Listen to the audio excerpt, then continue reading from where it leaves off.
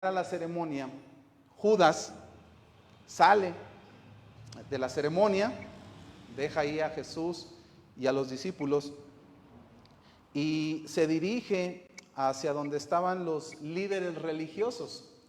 ¿Por qué? Porque ya había quedado con ellos que él les iba a avisar para entregarlo. Ya estaba palabrado el tema de la entrega del Señor Jesús.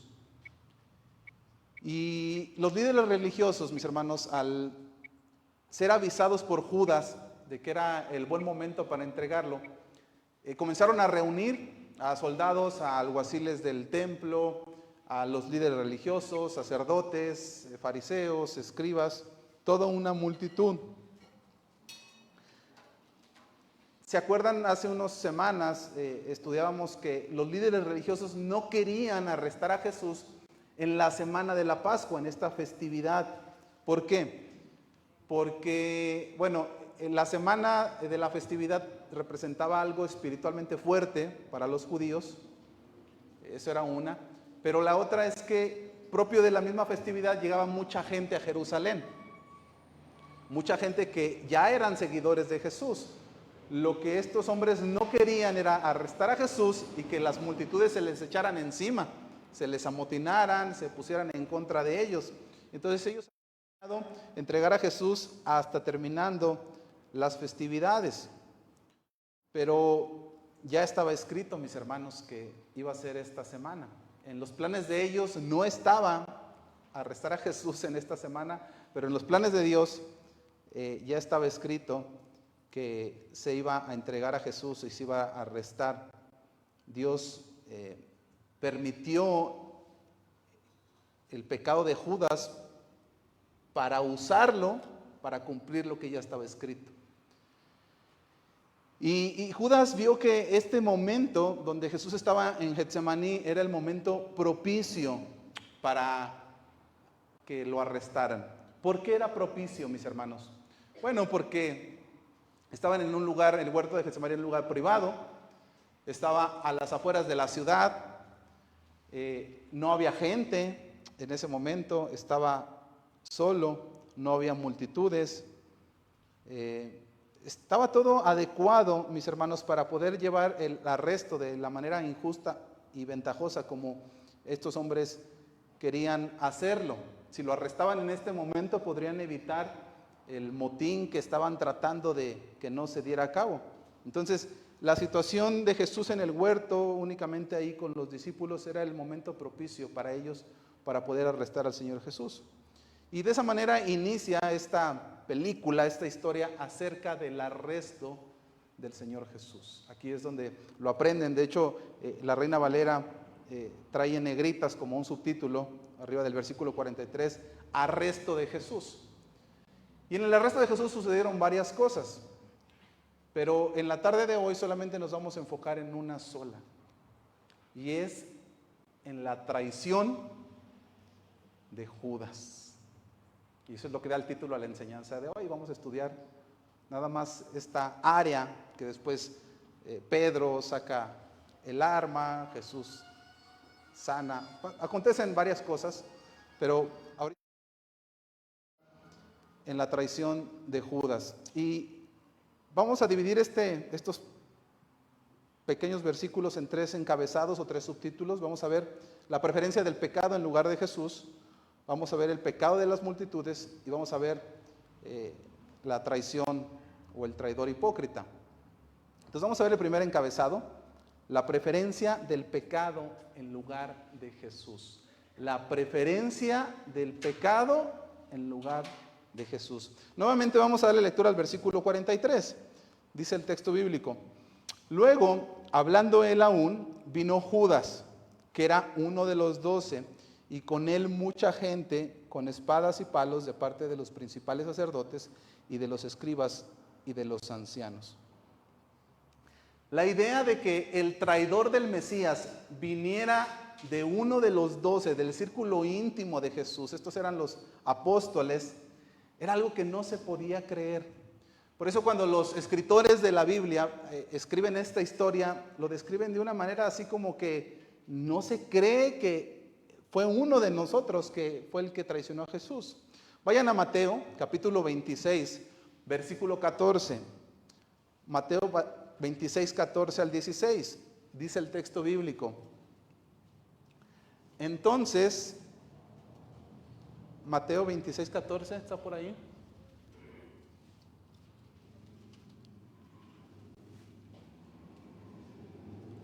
Ándele, si no, sígame ahí en su Biblia. Dice, entonces, uno de los 12, que se llamaba Judas Iscariote, fue a los principales sacerdotes y les dijo, ¿qué me queréis dar y yo os lo entregaré? Y ellos le asignaron 30 piezas de plata y desde entonces buscaba oportunidad para entregarle. Quiero que notes cómo Mateo describe esto de Judas. Dice, entonces uno de los 12, uno de nosotros, uno de los 12 fue el que lo entregó. Algo así como, aunque no se pueda creer, uno de los 12 fue el que vendió a Jesús, uno de los apóstoles. ¿Y por qué es que era poco creíble, mis hermanos, que fuera Judas, uno de los 12, el que traicionara al Señor Jesús?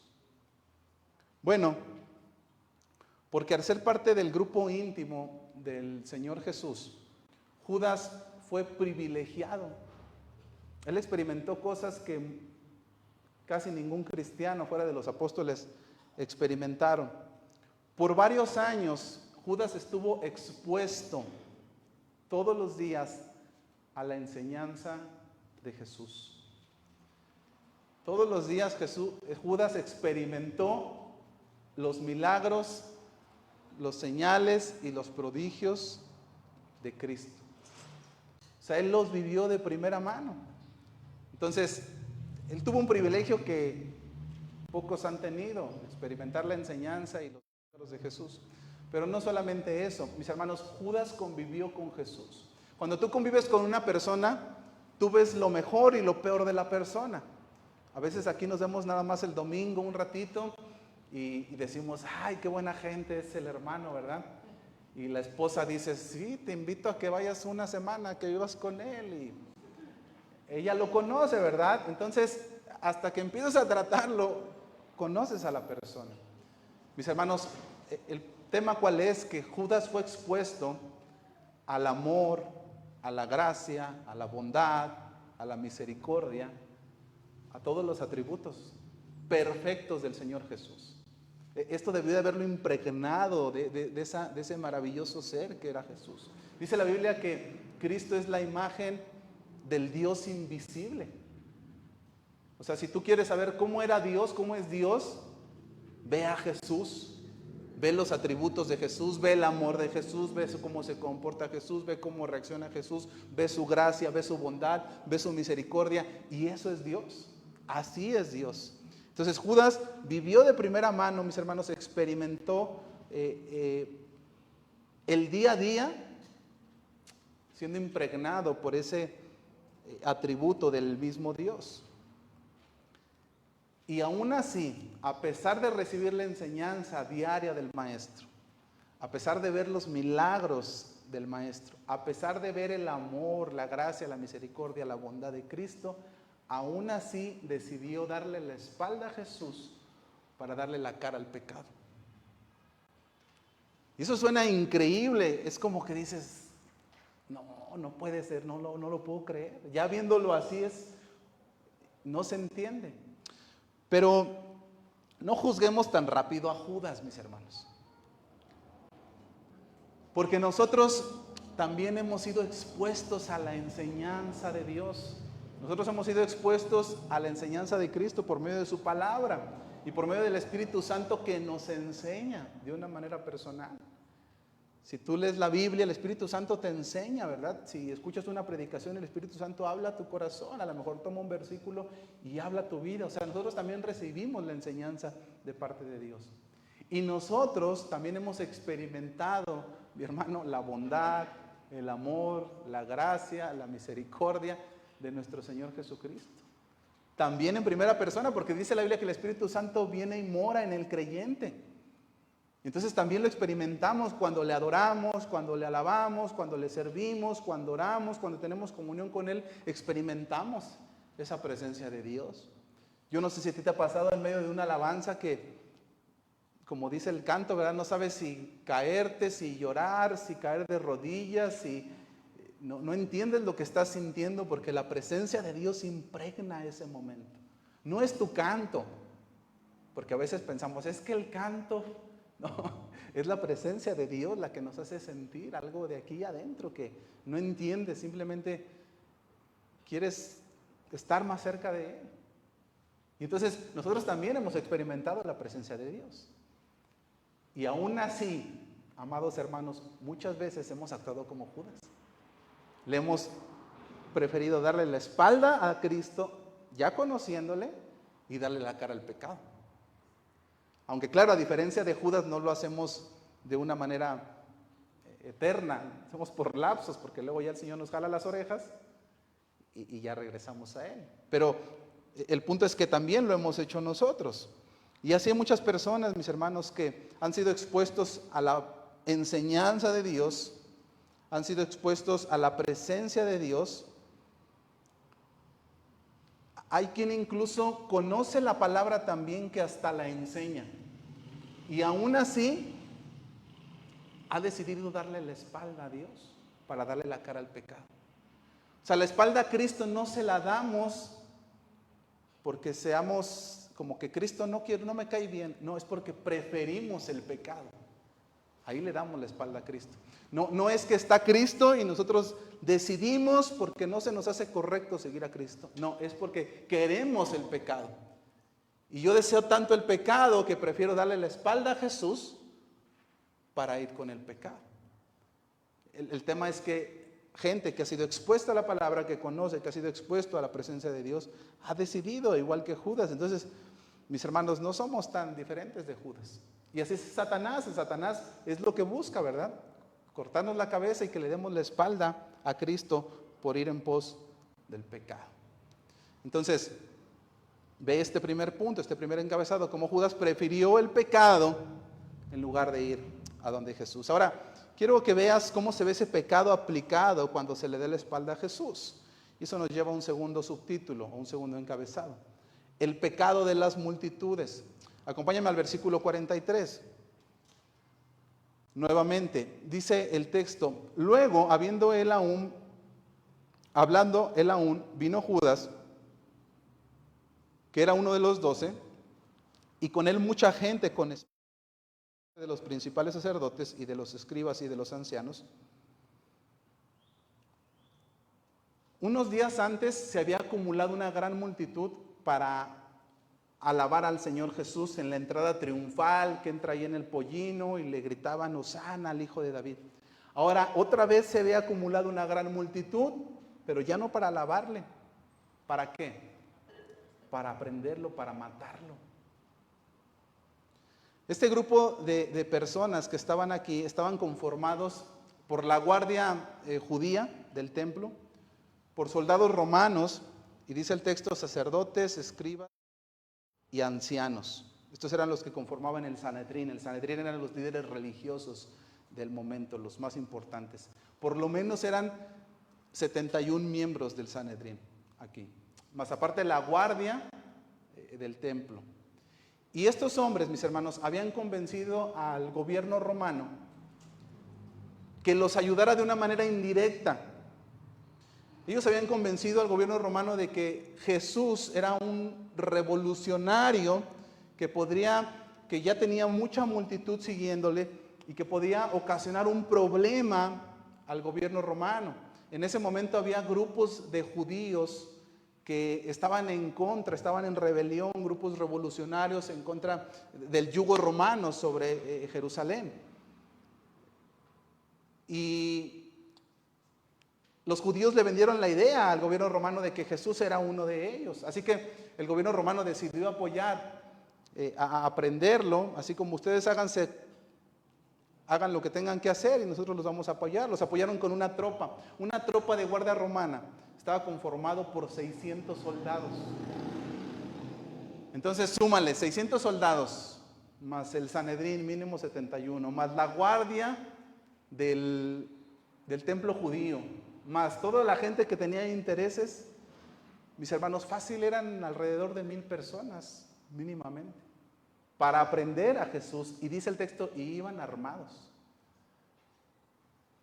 Aprender a Jesús, mis hermanos, como si fuera ni al que agarraron ahorita, ¿verdad? El cártel, le pusieron tantos guardias. Se unieron, mis hermanos, en contra de lo que era bueno. Y aquí hay una enseñanza para nosotros.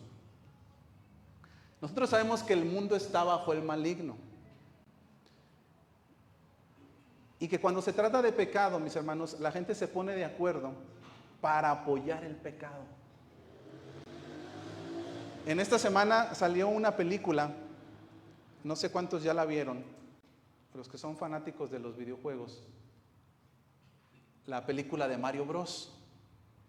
¿Sí? ¿Ya la vieron algunos? ¿No? Ahora resulta que no vamos al cine porque somos muy cristianos. Bueno, al otro día que salió la película, salieron los críticos a nivel nacional y catalogaron esta película como muy mala película. Sin embargo, los que la han ido a ver dicen, no, es que es muy buena película, es una caricatura, está entretenida, es sana, es buena caricatura. Y entonces, ¿por qué la criticaron y la catalogaron como una mala película? Porque no contiene nada, mis hermanos, de la Agenda 2030, no tiene nada de la Agenda LGBT, no tiene personajes que son gays, no tiene personajes que son lesbianas, no tiene personajes homosexuales, no tiene personajes con matrimonios igualitarios. Y entonces no incluimos el pecado, es una mala película. Y el mundo ya está de acuerdo con eso. Entonces ve cómo el mundo, que ya se bajo el maligno, se conjunta para apoyar el tema del pecado, el tema de lo malo, y lo bueno se empieza a rechazar. Y era lo que estaban haciendo aquí, se unieron. Estos hombres siempre estaban peleados, pero ahora se ven unidos con un solo propósito. ¿Cuál era? El de arrestar a Jesús, el de matar a Jesús. ¿Y cuál era la razón por la cual estos líderes religiosos les interesaba matar a Jesús? Bueno, había varias razones, mis hermanos, por el cual estos hombres tenían intereses. Número 1, el Señor Jesús tenía gran popularidad. Ya tenía a mucha gente atrás de él. Los líderes religiosos tenían temor de que se formara una revuelta dentro de la religión judía y que el Imperio Romano les dijera a estos líderes, no pueden ustedes con los problemas internos, los vamos a quitar y vamos a poner a otros.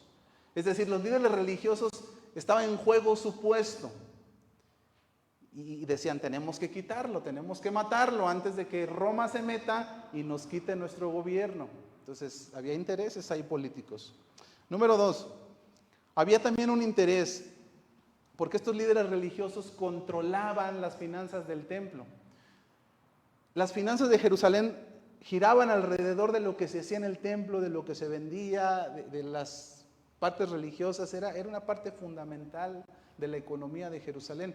Y la administraban precisamente estos líderes religiosos. Esta misma semana el Señor Jesús había ido al templo de Jerusalén, les había volteado las tiendas de cambio y les había dicho que eran unos ladrones, los había exhibido como mercaderes de la fe, estaban comerciando con la fe y con la adoración a Dios. Y no era la primera vez que lo hacía. Al principio de su ministerio ya el Señor Jesús había ido al templo y había hecho exactamente lo mismo. Entonces la gente empezaba a ver que era un negocio donde estaban poniendo a Dios como pretexto para lucrar con ello. Y entonces no les convenía que el Señor Jesús les quitara sus finanzas. Dependían de esto, había mucho dinero en juego. Entonces, ¿qué dijeron? Vamos a matarlo. Y el último factor, dentro de todos los factores que pudo haber habido, es que estos hombres sentían coraje, mis hermanos, porque el Señor Jesús los había retado en su sistema religioso antibíblico de tradiciones rabínicas.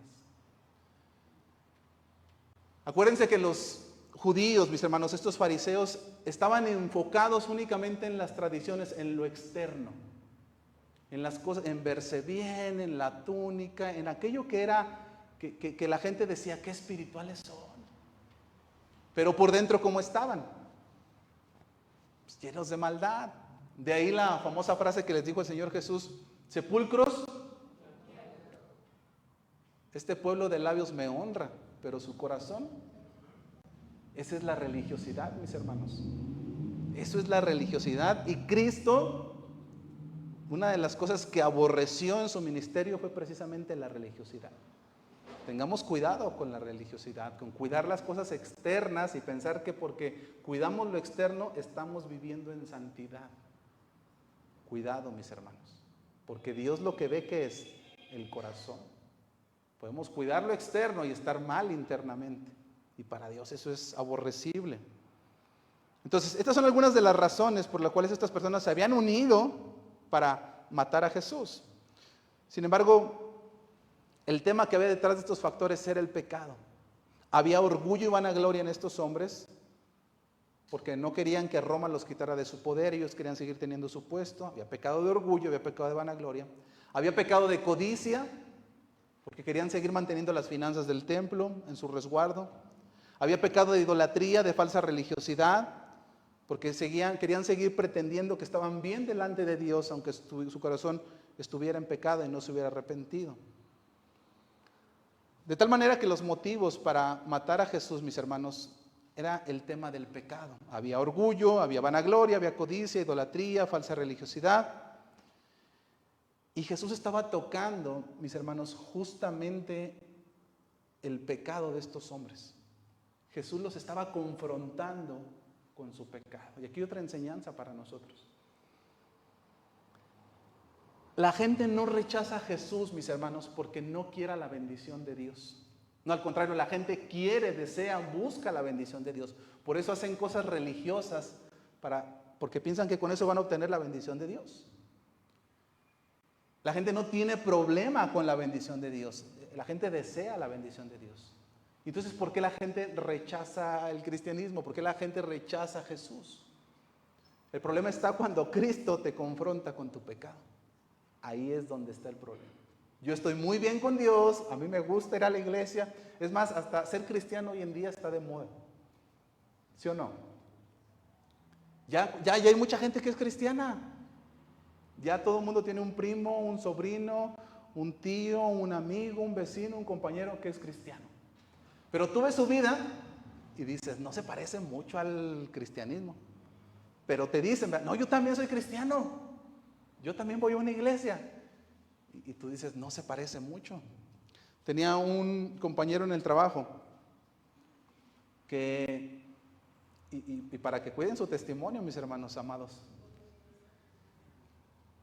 en una posada de la empresa, se puso una fiesta el hombre, pero una borrachera que hasta se caía y hizo ahí una serie de cosas.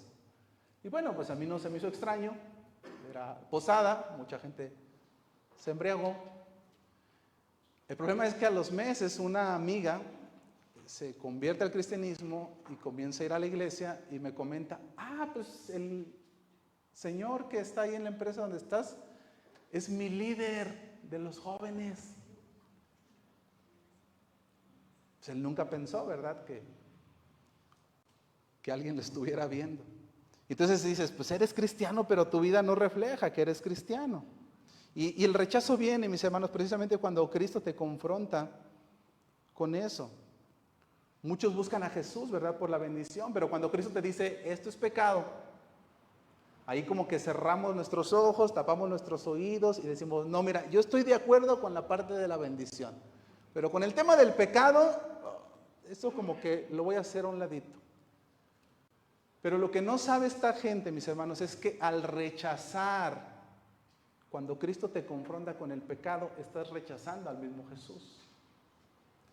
Cuando te habla la palabra, mi hermano, y te está hablando acerca de tu pecado, y te está Cristo confrontando en tu corazón, y tú cierras tus ojos, cierras tus oídos, y haces a un lado el pecado, ese confrontamiento, y te enfocas únicamente en la parte de la alabanza, del servicio, de la adoración, ahí estás rechazando a Jesús.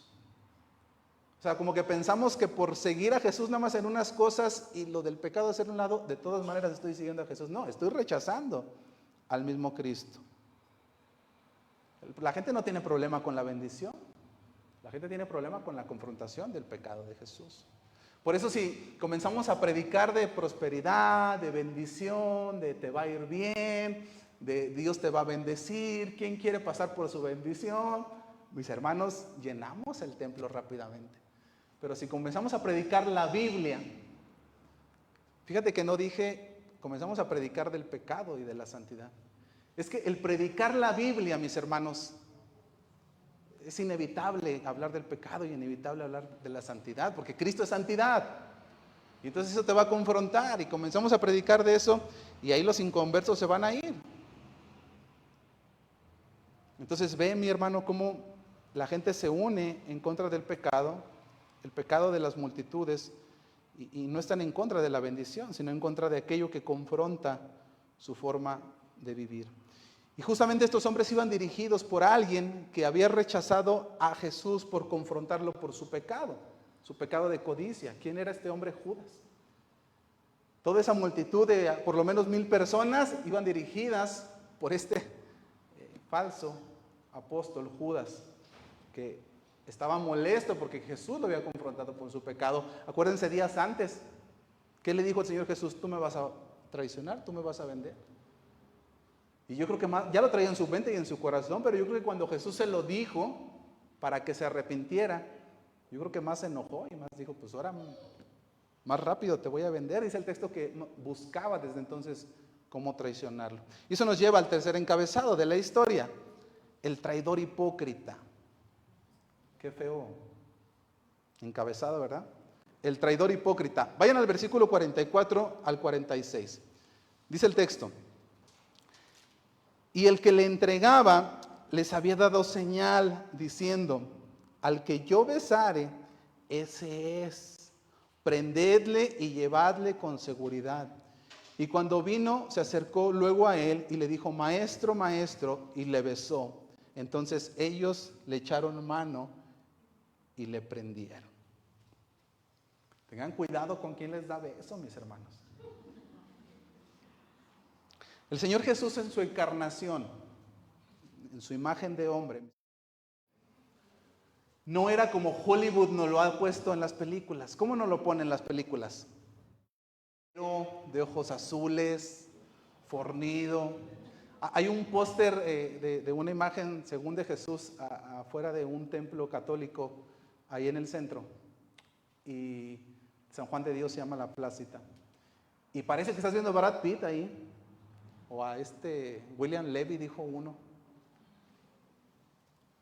Mis hermanos, Jesús no era así. Jesús, de hecho, la Biblia en Isaías 53:2 dice que no era de buen parecer, no era de hermoso parecer, no había parecer en él, no había hermosura en él. ¿Por qué, mis hermanos? O sea, si la Biblia dice no había hermoso parecer, ¿qué está diciendo? Pues era feo, ¿verdad? Y tampoco es que su cuerpo desprendía divinidad, que tú lo veías y brillaba con la luz del sol. No, mis hermanos. Y eso tenía un propósito. ¿Cuál era? Que la gente no se confundiera y no lo siguiera por causa de su físico, de su apariencia. Luego hay personas que son altas, robustas, de buen parecer y llaman la atención. Y entonces justamente eso era lo que Dios no quería, que lo siguieran por una razón equivocada. Mis hermanos, él era como cualquiera de los que estaban ahí de su región. Si él llegara aquí, fuera mexicano, se sentara aquí, no lo reconoceríamos. No sabríamos que él es el maestro. Pasaría desapercibido como cualquiera de nosotros. Diría alguien, no hombre, si lo viéramos no dábamos un peso por él. Y esa era la intención bíblica, que nadie lo siguiera por su hermoso parecer. Es por eso que cuando Judas llega ahí, era difícil que la guardia romana lo identificara en medio de la medianoche y en medio de los discípulos. No querían equivocarse y arrestar a Pedro o a cualquier otro discípulo. Así que Judas les dijo, yo les voy a dar una señal. Vayan al versículo 44, segunda parte. Dice, voy a leer el versículo completo, el que le entregaba les había dado señal diciendo, al que yo besare, ese es, prenderle y llevarle con seguridad. La cultura del Oriente Medio era de saludarse de beso. Y se podían dar besos en la mejilla, se daba beso en la mano, se daba beso en el pie, se daba beso en el borde de la túnica, depende de qué era lo que querías comunicar. Un beso en la mejilla, que fue el caso de aquí de Judas, simbolizaba amistad íntima y afecto mutuo. Un beso en la mejilla era una señal que simbolizaba una amistad íntima y afecto mutuo. Mis hermanos, el hecho de que Judas traicionara a Jesús con una señal que normalmente se usaba para definir el amor, habla, mis hermanos, del nivel de traición que tenía Judas en su corazón, del nivel de hipocresía, del nivel de maldad. O sea, él ya no estaba pensando en absolutamente en nada que le pudiera doler en la traición de Jesús. El tamaño de traición en esto es muy grande. Versículo 45 dice: y cuando vino se acercó luego a él y le dijo: maestro, maestro, y le besó. En el paralelo del Evangelio de Lucas, en el capítulo 22, versículo 48, describe Lucas que Jesús le dijo algo a Judas. Dice en el versículo 48: entonces Jesús le dijo: Judas, ¿con un beso entregas al Hijo del Hombre? ¿Con un beso entregas al Hijo del Hombre? Mis hermanos, yo me hubiera quebrado ahí. Ahí la traición hubiera dicho. O sea, que Jesús te diga eso. Con un beso estás vendiendo al Cristo mismo. Esta palabra beso que usa Lucas aquí es la palabra catafil, que significa un beso prolongado. O sea, una gran demostración de afecto. En nuestra cultura hubiera sido como alguien que te abraza efusivamente o te abraza y no te suelta, demostrando un gran afecto, aunque sabemos que eso era falso, ¿verdad? Judas lo que quería era que los soldados vieran, que les quedaba bien claro a quién era el que estaba besando, no fueran a arrestar al equivocado. Judas quería que identificaran el objetivo correcto. De cualquier manera nos muestra el cinismo y la hipocresía de Judas. Y claro, mis hermanos, esto al Señor Jesús no le sorprendía. El Señor Jesús, ustedes se acuerdan que Él ya había dicho que lo iba a traicionar. El que moja conmigo en pan en el plato. Estaban ahí los discípulos en la mesa y varios estaban metiendo ahí en el aderezo que tenían en medio. Y dijo: uno de los que está poniendo su pan es Él. Por eso empezaron a preguntar: ¿seré yo?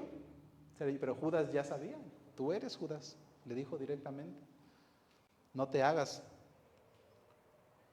Y después de que Judas dio la señal a los soldados lo arrestaron. Versículo 46. Dice de Marcos 14, 46. Entonces ellos le echaron mano y le prendieron. Lo ataron y lo llevaron arrestado a Jerusalén.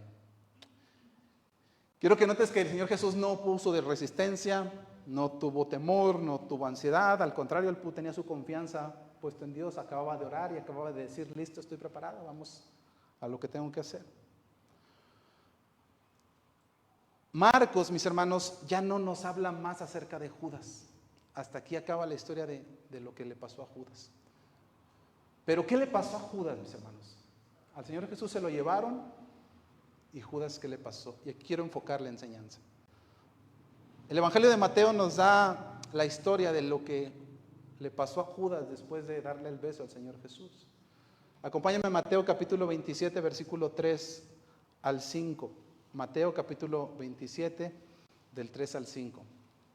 Dice el texto: entonces Judas, el que le había entregado, viendo que era condenado, devolvió arrepentido las 30 piezas de plata. Y a los principales sacerdotes y a los ancianos, diciendo: yo he pecado entregando sangre inocente. Mas ellos dijeron: ¿qué nos importa a nosotros? Allá tú. Y arrojando las piezas de plata en el templo, salió y fue y se ahorcó. El libro de Hechos también nos relata algo más acerca de lo que le pasó a Judas. Hechos 1, 18 y 19. Hablando de Judas, dice el escritor: este pues, de su iniquidad, adquirió un campo, y cayendo de cabeza se reventó por la mitad, y todas sus entrañas se derramaron. Y fue notorio a todos los habitantes de Jerusalén, de tal manera que aquel campo se llama en su propia lengua, Aceldama, que quiere decir campo de sangre. Ahora, a pesar de que la muerte de Judas fue algo horrible, mis hermanas, algo terrible, tristemente tenemos que saber por la Biblia que el tormento de Judas no fue aquí. Él apenas iniciaba su tormento porque entró a la eternidad como el enemigo del Hijo de Dios. Y no porque lo vendió, sino porque no se arrepintió de su pecado. Ese es el tema. Mis hermanos, no fue el pecado en sí mismo, sino fue que no se quiso arrepentir. Marcos 14:21, en palabras del Señor Jesús, le dijo: a la verdad el Hijo del Hombre va, según está escrito de él, mas ay de aquel hombre por quien el Hijo del Hombre es entregado. Bueno le fuera a ese hombre no haber nacido. 3 enseñanzas, mis hermanos, acerca de la traición de Judas. ¿Qué podemos aprender de todo esto que hemos estudiado?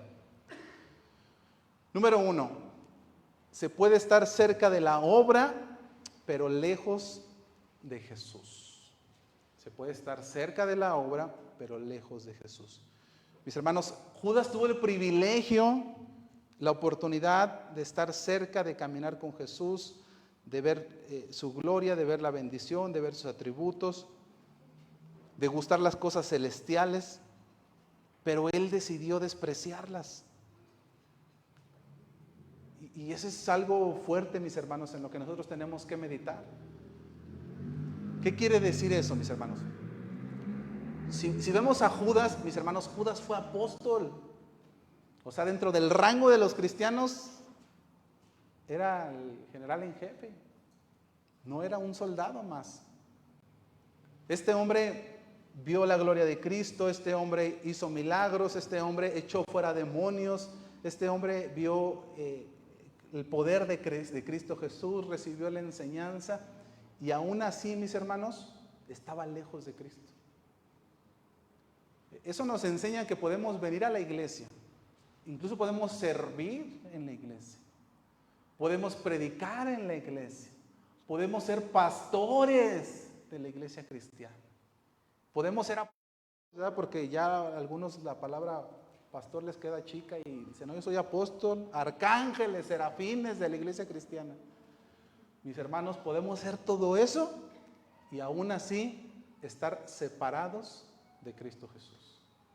Podemos venir a la iglesia, podemos saber la Biblia completa, podemos alabar a Dios y aún así estar lejos completamente de Jesús. Y eso es, examinémonos nosotros, aguas. El ser cristiano es un tema de arrepentimiento. ¿Queda claro? Porque la gente piensa, ¿verdad? Dice: no, es que hasta lloré, ¿verdad? Yo fui al altar y hay quien me dice: no, yo hasta me bauticé. Oye, ¿tú eres cristiano? Sí, yo me bauticé hace 3 años, no voy a la iglesia, pero yo me bauticé. Como si el hecho de bautizarte te garantiza de que eres cristiano. No, mis hermanos, no. Eso no es garantía, ¿verdad? Se puede estar cerca de la iglesia y lejos de Cristo. Enseñanza número 2. No es lo mismo remordimiento que arrepentimiento. No es lo mismo remordimiento que arrepentimiento. El arrepentimiento es venir a Jesús renunciando al pecado. Remordimiento es hacer cosas para disminuir el dolor de la conciencia.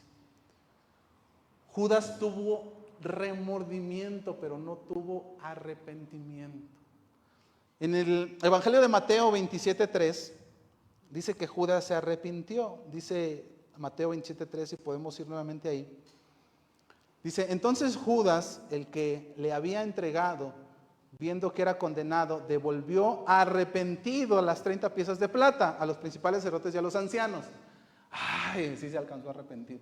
El problema es que la palabra que usa aquí Mateo para arrepentimiento es la palabra en el original metamelamai, que significa tristeza o remordimiento. O sea, se puso triste, pero no hubo un arrepentimiento. Muy diferente a la palabra que usa, por ejemplo, Pedro en su primer discurso en Hechos 3:19, donde dice: así que arrepentíos y convertíos. La palabra arrepentíos aquí es metanoia o metanoeo, que significa cambio de vida, basado en un cambio de actitud o de pensamiento en lo que se refiere al pecado. ¿Ven la diferencia? El otro es tristeza. Este es un cambio de vida en lo que se refiere al pecado. Entonces, Judas no se arrepintió, tuvo una tristeza nada más por lo que había hecho. En la segunda carta a los Corintios, capítulo 7, versículo 10, nos explica estos dos principios. Segunda a los Corintios, capítulo 7, versículo 10, dice el texto bíblico: porque la tristeza que es según Dios produce arrepentimiento para salvación, de que no hay que arrepentirse. O sea, no hay que arrepentirse de esta tristeza que estoy sintiendo porque es de Dios y eso me lleva a la salvación. Pero luego el contraste: pero la tristeza del mundo produce muerte. Esta palabra que usa aquí Pablo en Corintios, arrepentirse, es la misma que usa Pedro en Hechos, metanoia o metanoeo, que es cambio de vida. Entonces, hay un tipo de tristeza según este texto, mis hermanos. Y ese tipo de tristeza es buena porque es de Dios. Y es una tristeza que te conduce a arrepentirte. Arrepentimiento, hermanos, en palabras simples es volverte a Dios. Volverte a Dios es arrepentirte, acercarte a Dios. Sí, pero dejando de lado el pecado. Y esto es bien importante que lo entendamos. Arrepentimiento es acercarse a Dios, sí, pero sin ir cargando el pecado. Porque ¿cómo me voy a acercar a Dios con algo que el Dios Santo aborrece? ¿Está claro? O sea, hay personas que piensan que pueden orar, que pueden alabar, que pueden servir a Dios, pero van cargando el pecado. O sea, no lo quiero soltar, pero ya le pedí perdón a Dios. Entonces, por eso puedo estar en Dios, porque ya le pedí perdón a Dios y esto que yo hice no es el pecado imperdonable. No, mis hermanos, es que esto es una incongruencia. Yo no me puedo acercar a Dios. Arrepentirse es volverse a Dios, pero yo no me puedo volver a Dios cargando el pecado y no soltarlo. Esto es como que me invitas a tu casa y tú eres alérgico y odias y aborreces. ¿Qué te gusta? ¿El caldo?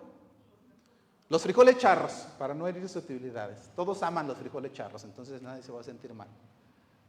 Y tú me invitas a tu casa y eres alérgico a los frijoles charros y los aborreces. Y yo voy y te busco, llego a tu casa y llego con una hoyota de frijoles charros. Es una incongruencia. ¿Cómo voy a ir contigo con algo que aborreces? Arrepentirse es volverse a Dios, sí, pero no puedo ir con el pecado. Tengo que dejar el pecado para poder entonces sí ir a Dios. Eso es el arrepentimiento. Y eso es lo que a muchos no les queda claro.